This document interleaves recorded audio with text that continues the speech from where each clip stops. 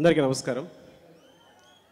ఒక 1 week back నాకు తెలిసిన ఒక ఫిజికల్ ట్రైనర్ నాతో ఒక మాట అన్నాడు. అది ఎంతవరకు అదే థింగ్, ఇండియాలో ఉన్న హీరోలందరిలోనూ బెస్ట్ బైసెప్స్ చరణ్ వి అని.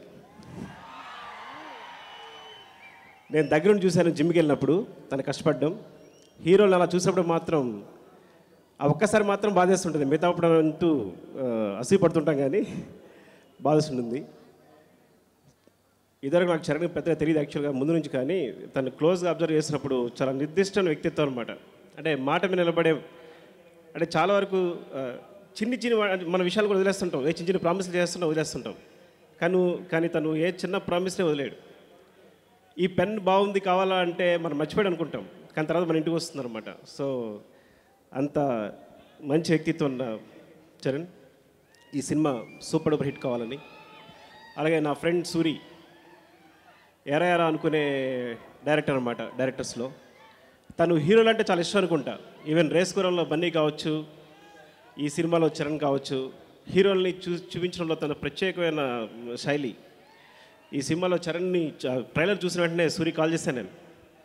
ఐ థింక్ నువ్వు వేరే డెఫినెట్గా హీరోని చూపించడంలో ఆల్ ది బెస్ట్ అని. ఈ సినిమా సూపర్ డూపర్ హిట్ కావాలని.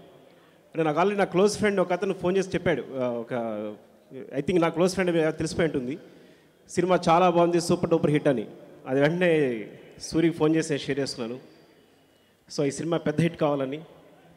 సో గీతాల్స్లో ఇది ఇంకా మంచి హిట్ కావాలని.